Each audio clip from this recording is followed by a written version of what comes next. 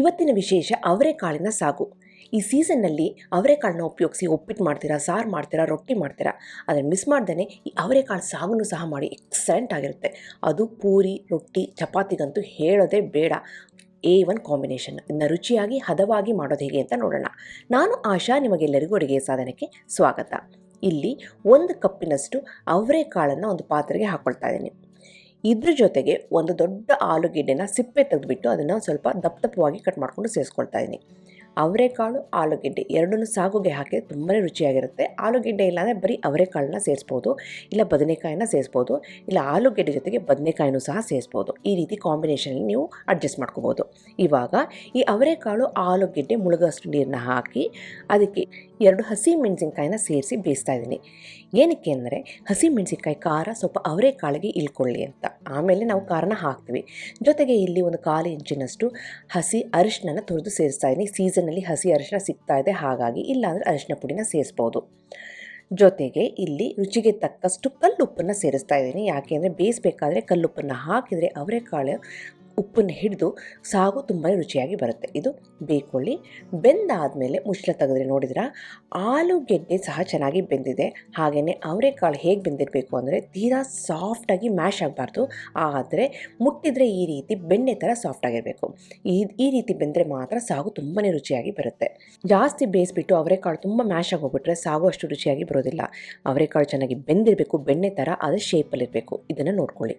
ಇಲ್ಲಿ ಹಸಿಮೆಣಸಿನ್ಕಾಯಿನ ನೀವು ಸಪ್ರೇಟಾಗಿ ತೆಗೆದಿರ್ಬೋದು, ಇಲ್ಲ ರುಬ್ಬಕ್ಕೆ ಹಾಕ್ಬೋದು. ನೀವು ನೋಡಿಕೊಂಡು ಅಡ್ಜಸ್ಟ್ ಮಾಡ್ಕೋಬೋದು.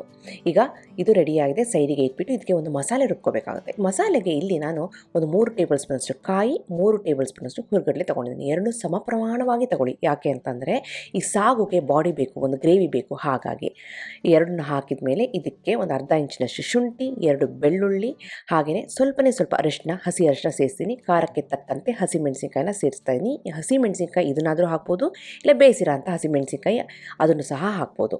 ಜೊತೆಗೆ ರುಚಿಗೆ ಇಲ್ಲಿ 2 ಲವಂಗ, ಅರ್ಧ ಇಂಚಿನಷ್ಟು ಚಕ್ಕೆ, 1 ಟೀ ಸ್ಪೂನಷ್ಟು ಗಸಗಸೆ, 1 ಹಿಡಿಯಷ್ಟು ಕೊತ್ತಂಬರಿ ಎಲೆ, ಇಷ್ಟನ್ನು ಹಾಕಿ ಸ್ವಲ್ಪ ನೀರನ್ನು ಸೇರಿಸಿ ಈ ರೀತಿ ನೈಸಾಗಿ ಪೇಸ್ಟ್ ಮಾಡ್ಕೊಂಡಿದ್ದೀನಿ.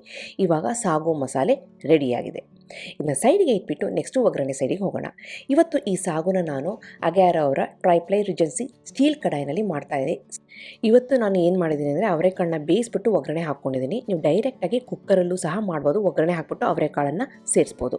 ಇವಾಗ ಈ ಪಾತ್ರೆಗೆ 1 ರಿಂದ 2 ಟೀ ಸ್ಪೂನಷ್ಟು ಎಣ್ಣೆನ ಹಾಕಿ, ಎಣ್ಣೆ ಬಿಸಿ ಆದಮೇಲೆ ಮಾಮೂಲಿ ಒಗ್ಗರಣೆಗೆ ಸೇರಿಸ್ತೀವಲ್ಲ ಸಾಸಿವೆ, ಜೀರಿಗೆ, ಉದ್ದಿನಬೇಳೆ ಅಷ್ಟನ್ನು ಹಾಕಿ 2 ಕೆಂಪು ಮೆಣಸಿನ್ಕಾಯಿನ ಕಟ್ ಮಾಡಿ ಅದನ್ನು ಸಹ ಸೇರಿಸಿದ್ದೀನಿ ಒಗ್ಗರಣೆಗೆ.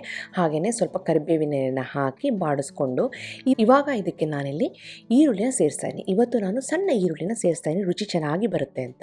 ಒಂದು 3 ರಿಂದ 4 ಟೇಬಲ್ ಸ್ಪೂನಷ್ಟು ಸಣ್ಣಗೆ ಕತ್ತರಿಸಿರೋ ಅಂಥ ಸಾಂಬಾರು ಈರುಳ್ಳಿನ ಹಾಕಿ ಅದು ಬಾಡಿದ ಮೇಲೆ 2 ಹಣ್ಣಾಗಿರೋ ಅಂಥ ಟೊಮೆಟೊನ ಈ ರೀತಿ ಸಣ್ಣದಾಗಿ ಕಟ್ ಮಾಡಿಕೊಂಡು ಅದನ್ನು ಸಹ ಸೇರಿಸ್ಕೊಂಡು ಬಾಡಿಸ್ಕೊಳ್ತಾ ಇದ್ದೀನಿ.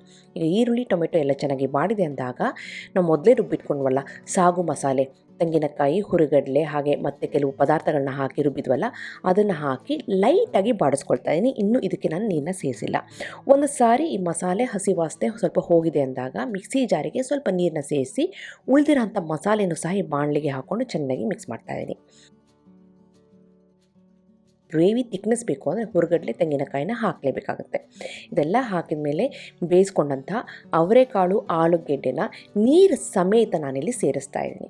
ಅವರೆಕಾಳನ್ನ ನೀರಿನಲ್ಲಿ ಬೇಯಿಸಿದಾಗ ನೀರಿನಲ್ಲಿ ಅವರೆಕಾಳಿನ ರುಚಿ ಇರುತ್ತೆ. ಉಪ್ಪನ್ನು ಹಾಕಿದ್ವಿ, ಹಸಿಮೆಣಸಿನ್ಕಾಯಿ ಹಾಕಿದ್ವಿ, ಅದನ್ನೆಲ್ಲ ಹಾಕಿಬಿಟ್ಟು ಇವಾಗ ಸ್ವಲ್ಪ ಉಪ್ಪಿನಂಶ ಕಡಿಮೆ ಇರೋದ್ರಿಂದ ಉಪ್ಪಿನ ಪುಡಿನ ಹಾಕಿ ಚೆನ್ನಾಗಿ ಮಿಕ್ಸ್ ಮಾಡ್ತಾಯಿದ್ದೀನಿ.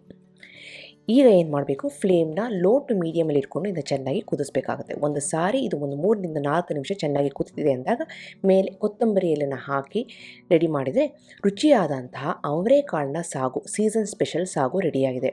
ನಮ್ಮ ಕನ್ನಡಿಗರಿಗೆ ಈ ಅವರೆಕಾಳಿನ ಸಾಗು, ಅಕ್ಕಿ ರೊಟ್ಟಿ ಎಕ್ಸಲೆಂಟ್ ಕಾಂಬಿನೇಷನ್. ಮಿಸ್ ಮಾಡ್ದೇ ಈ ಸೀಸನಲ್ಲಿ ಮಾಡ್ತಾನೇ ಇರ್ತೀನಿ. ನೀವು ಸಹ ಈ ಸಾಗುನ ರೊಟ್ಟಿ, ಪೂರಿ, ಚಪಾತಿ ಜೊತೆ ಮಾಡ್ಕೊಂಡು ತಿನ್ನಿ, ಸೂಪರ್ ಆಗಿರುತ್ತೆ. ನಿಮಗೆಲ್ಲ ಈ ರೆಸಿಪಿ ಇಷ್ಟ ಆಗಿದೆ ಅಂತ ಅಂದ್ಕೊಂಡಿದ್ದೀನಿ. ಖಂಡಿತವಾಗ್ಲೂ ಮಾಡಿ ಹೇಗೆ ಬಂತು ಅಂತ ಕಮೆಂಟ್ ಸೆಕ್ಷನ್ ದಯವಿಟ್ಟು ತಿಳಿಸಿ. ಹಾಗೆ ನೀವಿನ್ನೂ ಅಡುಗೆ ಸಾಧನಕ್ಕೆ ಸಬ್ಸ್ಕ್ರೈಬ್ ಆಗಿಲ್ಲ ಅಂದರೆ ತಡ ಯಾಕೆ, ಈಗಲೇ ಸಬ್ಸ್ಕ್ರೈಬ್ ಆಗಿ ಪಕ್ಕದಲ್ಲಿರುವ ಬೆಲ್ ಬಟನ್ ಕೂಡ ಟಚ್ ಮಾಡಿ. ನಿಮಗೆ ವಿಡಿಯೋ ಇಷ್ಟ ಆಯಿತು ಅಂದರೆ ಲೈಕ್ ಬಟನ್ನ ಕ್ಲಿಕ್ ಮಾಡಿ, ಫ್ರೆಂಡ್ಸ್ ಆ್ಯಂಡ್ ಫ್ಯಾಮಿಲಿ ಜೊತೆ ಶೇರ್ ಮಾಡಿ, ವಾಟ್ಸಪ್ಪಲ್ಲಿ ಶೇರ್ ಮಾಡಿ. ಮತ್ತೊಂದು ಇಂಟ್ರೆಸ್ಟಿಂಗ್ ರೆಸಿಪಿಯೊಂದಿಗೆ ಭೇಟಿ ಆಗ್ತೀನಿ. ಎಲ್ಲರಿಗೂ thank you. Bye bye, see you.